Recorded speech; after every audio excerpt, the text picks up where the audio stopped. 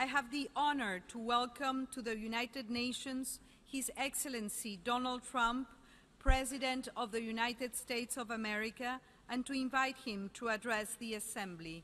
You have the floor, sir.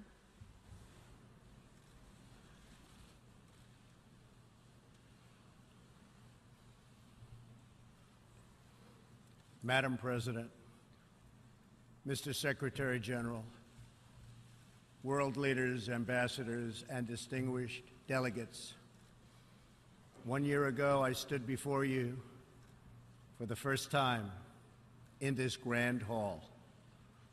I addressed the threats facing our world, and I presented a vision to achieve a brighter future for all of humanity. Today I stand before the United Nations General Assembly to share the extraordinary progress we've made. In less than 2 years, my administration has accomplished more than almost any administration in the history of our country. America's so true.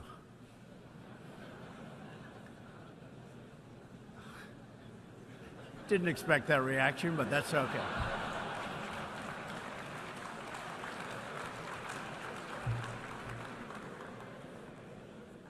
America's economy is booming like never before. Since my election, we've added $10 trillion in wealth. The stock market is at an all-time high in history, and jobless claims are at a 50-year low. African American, Hispanic American, and Asian American unemployment have all achieved their lowest levels ever recorded. We've added more than 4 million new jobs, including 500,000 manufacturing jobs. We have passed the biggest tax cuts and reforms in American history. We've started the construction of a major border wall, and we have greatly strengthened border security. We have secured record funding for our military, $700 billion this year, and $716 billion next year. Our military will soon be more powerful than it has ever been before. In other words, the United States is stronger, safer, and a richer country than it was when I assumed office less than 2 years ago. We are standing up for America and for the American people, and we are also standing up for the world. This is great news for our citizens and for peace-loving people everywhere. We believe that when nations respect the rights of their neighbors and defend the interests of their people, they can better work together to secure the blessings of safety, prosperity, and peace. Each of us here today is the emissary of a distinct culture, a rich history, and a people bound together by ties of memory, tradition, and the values that make our homelands like nowhere else on earth. That is why America will always choose independence and cooperation over global governance, control, and domination. I honor the right of every nation in this room to pursue its own customs, beliefs, and traditions. The United States will not tell you how to live or work or worship. We only ask that you honor our sovereignty in return. From Warsaw to Brussels to Tokyo to Singapore, it has been my highest honor to represent the United States abroad. I have forged close relationships and friendships and strong partnerships with the leaders of many nations in this room, and our approach has always yielded incredible change. With support from many countries here today, we have engaged with North Korea to replace the specter of conflict with a bold and new push for peace. In June, I traveled to Singapore to meet face-to-face with North Korea's leader, Chairman Kim Jong-un. We had highly productive conversations and meetings, and we agreed that it was in both countries' interest to pursue the denuclearization of the Korean Peninsula. Since that meeting, we have already seen a number of encouraging measures that few could have imagined only a short time ago. The missiles and rockets are no longer flying in every direction. Nuclear testing has stopped. Some military facilities are already being dismantled. Our hostages have been released, and as promised, the remains of our fallen heroes are being returned home to lay at rest in American soil. I would like to thank Chairman Kim for his courage and for the steps he has taken, though much work remains to be done. The sanctions will stay in place until denuclearization occurs. I also want to thank the many member states who helped us reach this moment, a moment that is actually far greater than people would understand, far greater. But for also their support and the critical support that we will all need going forward. Special thanks to President Moon of South Korea, Prime Minister Abe of Japan, and President Xi of China. In the Middle East, our new approach is also yielding great strides and very historic change. Following my trip to Saudi Arabia last year, the Gulf countries opened a new center to target terrorist financing. They are enforcing new sanctions, working with us to identify and track terrorist networks, and taking more responsibility for fighting terrorism and extremism in their own region. The UAE, Saudi Arabia, and Qatar have pledged billions of dollars to aid the people of Syria and Yemen, and they are pursuing multiple avenues to ending Yemen's horrible, horrific civil war. Ultimately, it is up to the nations of the region to decide what kind of future they want for themselves and their children. For that reason, the United States is working with the Gulf Cooperation Council, Jordan, and Egypt to establish a regional strategic alliance so that Middle Eastern nations can advance prosperity, stability, and security across their home region.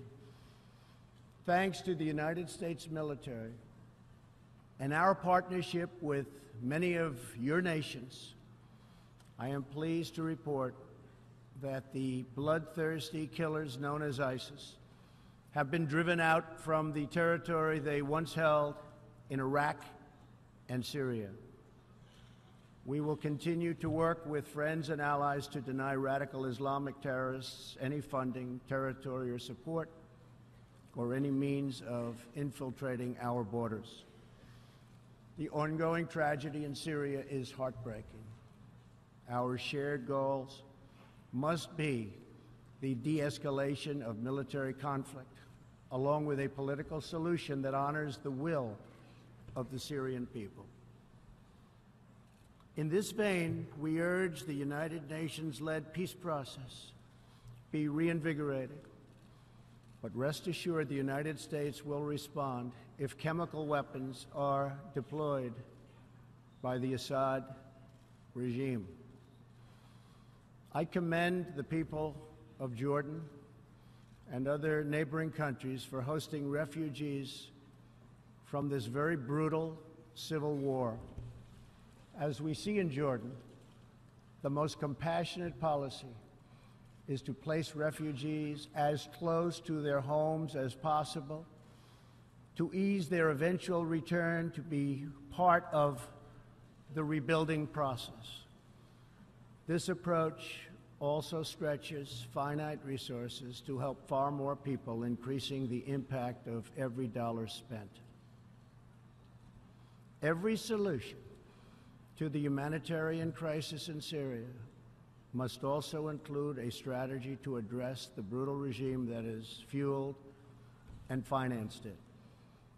The corrupt dictatorship in Iran. Iran's leaders sow chaos, death, and destruction. They do not respect their neighbors or borders or the sovereign rights of nations. Instead, Iran's leaders plunder the nation's resources to enrich themselves and to spread mayhem across the Middle East and far beyond. The Iranian people are rightly outraged that their leaders have embezzled billions of dollars from Iran's treasury, seized valuable portions of the economy, and looted the people's religious endowments, all to line their own pockets and send their proxies to wage war. Not good. Iran's neighbors have paid a heavy toll for the region's agenda of aggression and expansion. That is why so many countries in the Middle East strongly supported my decision to withdraw the United States from the horrible 2015 Iran nuclear deal and reimpose nuclear sanctions. The Iran deal was a windfall for Iran's leaders. In the years since the deal was reached, Iran's military budget grew nearly 40%. The dictatorship used the funds to build nuclear-capable missiles, increase internal repression, finance terrorism, and fund havoc and slaughter in Syria and Yemen. The United States has launched a campaign of economic pressure to deny the regime the funds it needs to advance its bloody agenda. Last month, we began reimposing hard-hitting nuclear sanctions that have been lifted under the Iran deal. Additional sanctions will resume November 5th, and more will follow. And we are working with countries that import Iranian crude oil to cut their purchases substantially. We cannot allow the world's leading sponsor of terrorism to possess the planet's most dangerous weapons.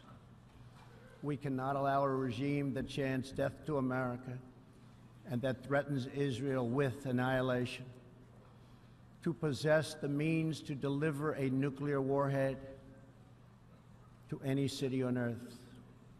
Just can't do it. We ask all nations to isolate Iran's regime as long as its aggression continues. And we ask all nations to support Iran's people as they struggle to reclaim their religious and righteous destiny. This year, we also took another significant step forward in the Middle East in recognition of every sovereign state to determine its own capital. I moved the U.S. Embassy in Israel to Jerusalem. The United States is committed to a future of peace and stability in the region, including peace between the Israelis and the Palestinians. That aim is advanced, not harmed, by acknowledging the obvious facts. America's policy of principled realism means we will not be held hostage to old dogmas, discredited ideologies, and so-called experts who have been proven wrong over the years, time and time again. This is true not only in matters of peace, but in matters of prosperity. We believe that trade must be fair and reciprocal. The United States will not be taken advantage of any longer. For decades, the United States opened its economy, the largest by far on earth, with few conditions. we allowed foreign goods from all over the world to flow freely across our borders.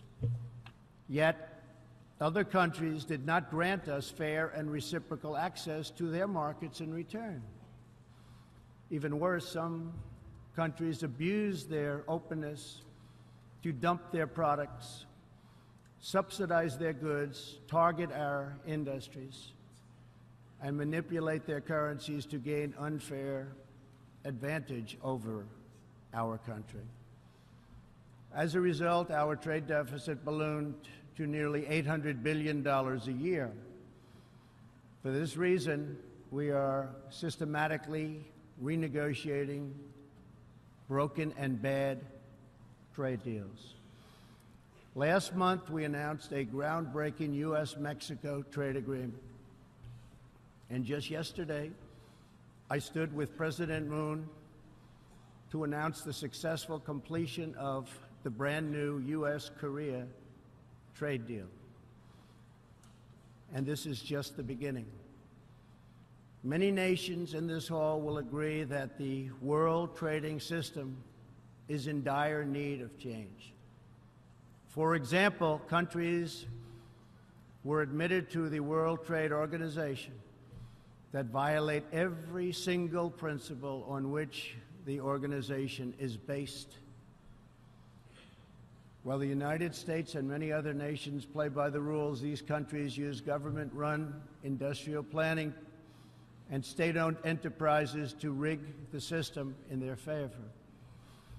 They engage in relentless product dumping, forced technology transfer, and the theft of intellectual property.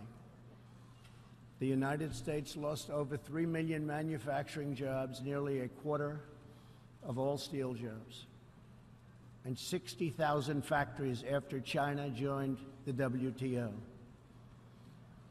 And we have racked up $13 trillion in trade deficits over the last 2 decades. But those days are over. We will no longer tolerate such abuse. We will not allow our workers to be victimized, our companies to be cheated, and our wealth to be plundered and transferred. America will never apologize for protecting its citizens. The United States has just announced tariffs on another $200 billion in Chinese-made goods, for a total so far of $250 billion. I have great respect and affection for my friend, President Xi, but I have made clear our trade imbalance is just not acceptable. China's market distortions and the way they deal cannot be tolerated. As my administration has demonstrated, America will always act in our national interests. I spoke before this body last year and warned that the UN Human Rights Council had become a grave embarrassment to this institution, shielding egregious human rights abusers while bashing America and its many friends. Our ambassador to the United Nations, Nikki Haley, laid out a clear agenda for reform, but despite reported and repeated warnings, no action at all was taken. So the United States took the only responsible course. We withdrew from the Human Rights Council, and we will not return until real reform is enacted. For similar reasons, the United States will provide no support in recognition to the International Criminal Court. As far as America is concerned, the ICC has no jurisdiction, no legitimacy, and no authority. The ICC claims near universal jurisdiction over the citizens of every country, violating all principles of justice, fairness, and due process. We will never surrender America's sovereignty to an unelected, unaccountable global bureaucracy. America is governed by Americans.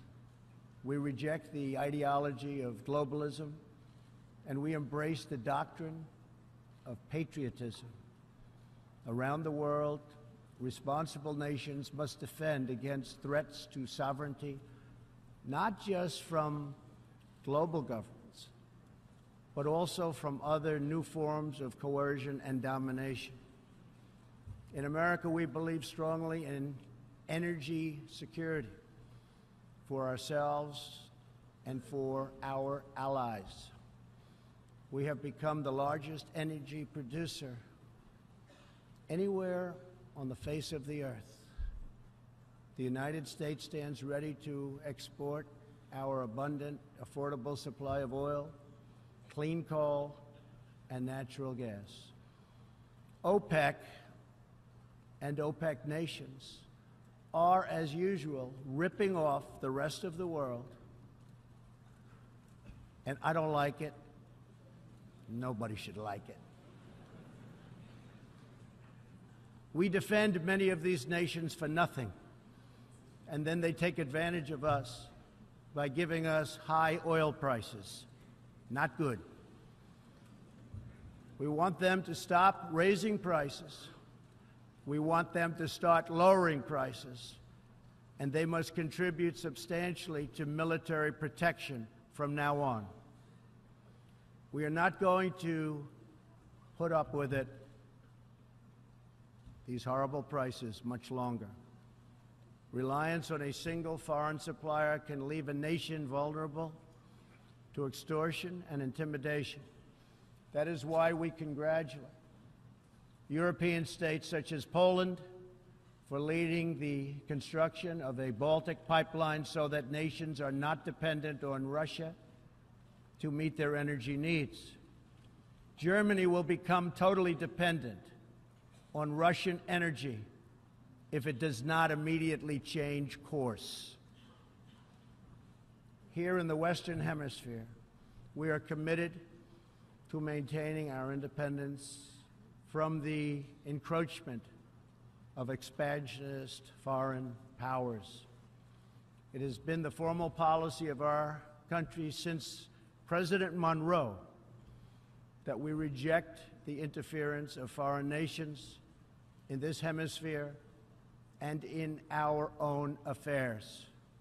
The United States has recently strengthened our laws to better screen foreign investments in our country for national security threats.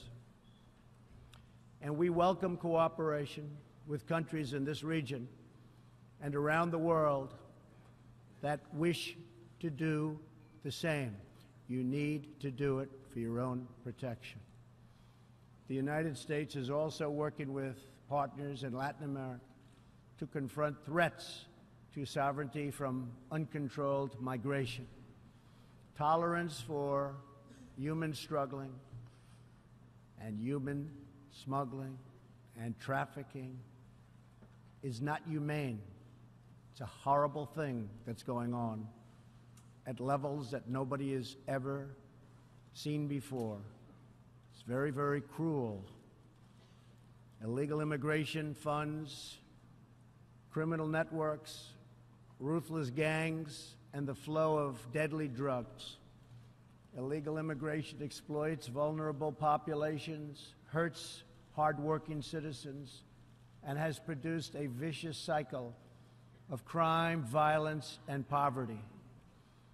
Only by upholding national borders, destroying criminal gangs, can we break this cycle and establish a real foundation for prosperity. We recognize the right of every nation in this room to set its own immigration policy in accordance with its national interests, just as we ask other countries to respect our own right to do the same, which we are doing. That is one reason the United States will not participate in the new global compact on migration. Migration should not be governed by an international body unaccountable to our own citizens. Ultimately, the only long-term solution to the migration crisis is to help people build more hopeful futures in their home countries. Make their countries great again. Currently, we are witnessing a human tragedy, as an example, in Venezuela. More than 2 million people have fled the anguish inflicted by the socialist Maduro regime and its Cuban sponsors. Not long ago, Venezuela was one of the richest countries on earth. Today, socialism has bankrupted the oil-rich nation and driven its people into abject poverty. Virtually everywhere socialism or communism has been tried, it has produced suffering, corruption, and decay. Socialism's thirst for power leads to expansion, incursion, and oppression. All nations of the world should resist socialism and the misery that it brings to everyone. In that spirit, we ask the nations gathered here to join us in calling for the restoration of democracy in Venezuela.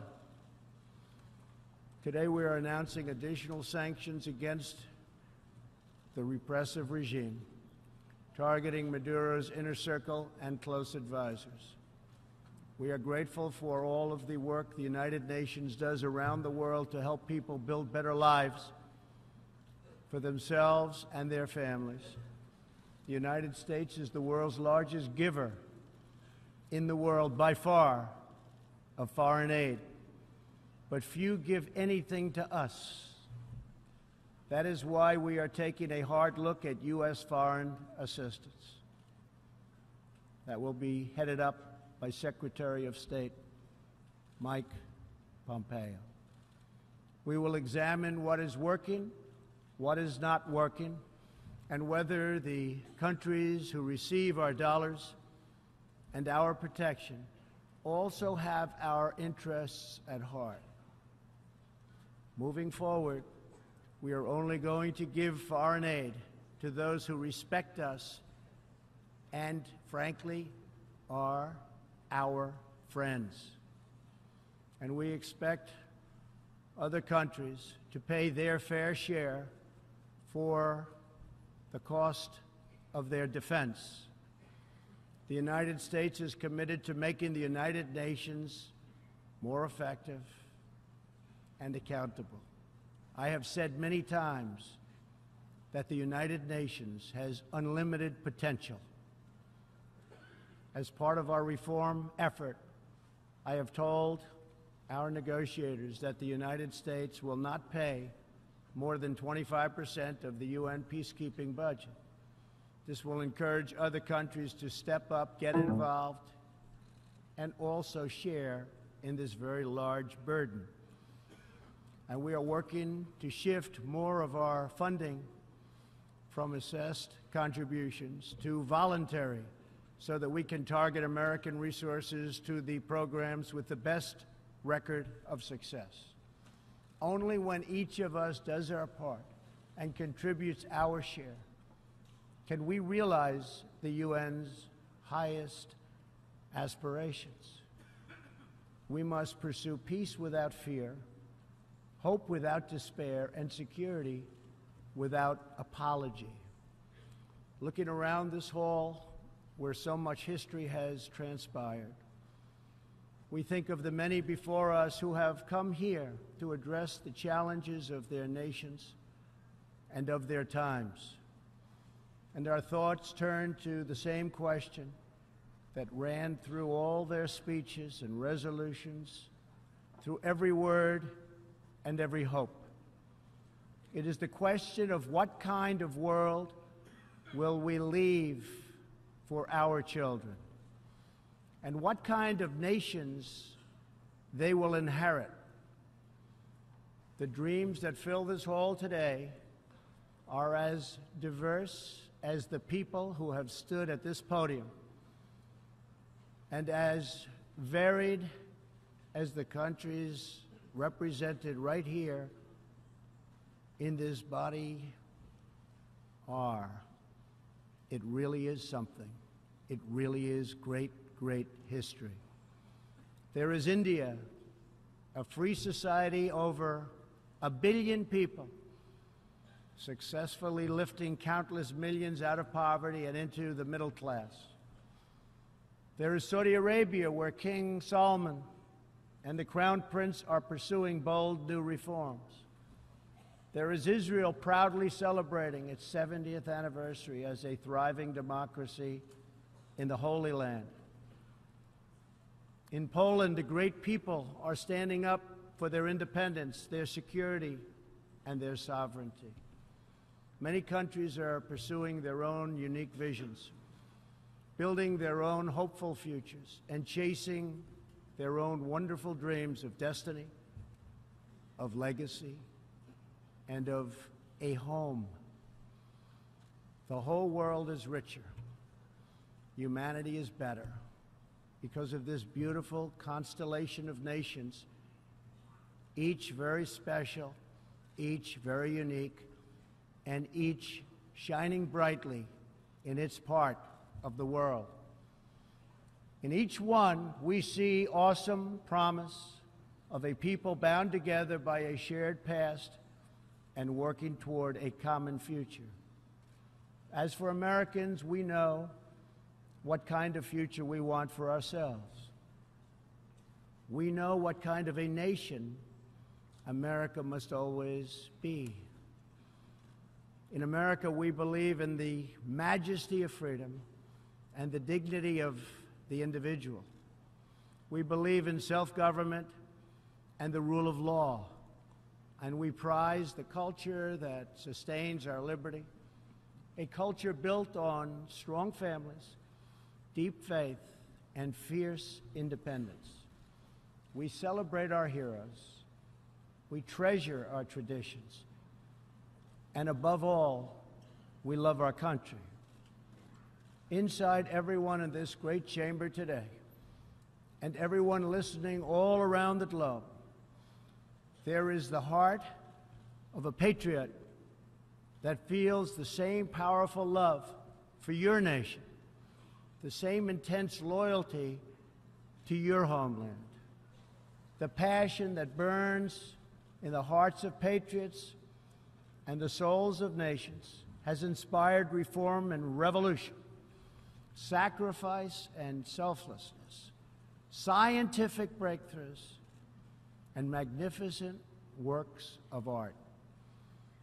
Our task is not to erase it, but to embrace it, to build with it, to draw on its ancient wisdom, and to find within it the will to make our nations greater, our region safer, and the world better.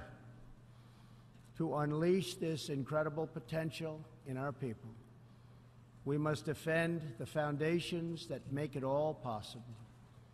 Sovereign and independent nations are the only vehicle where freedom has ever survived, democracy has ever endured, where peace has ever prospered.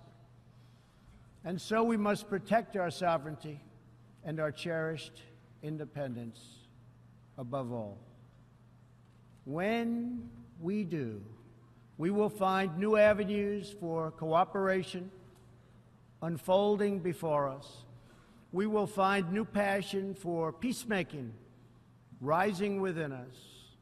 We will find new purpose, new resolve, and new spirit flourishing all around us, and making this a more beautiful world in which to live. So together, let us choose a future of patriotism, prosperity, and pride. Let us choose peace and freedom over domination and defeat. And let us come here to this place to stand for our people and their nations, forever strong, forever sovereign, forever just, and forever, thankful for the grace and the goodness and the glory of God. Thank you, God bless you, and God bless the nations of the world. Thank you very much. Thank you.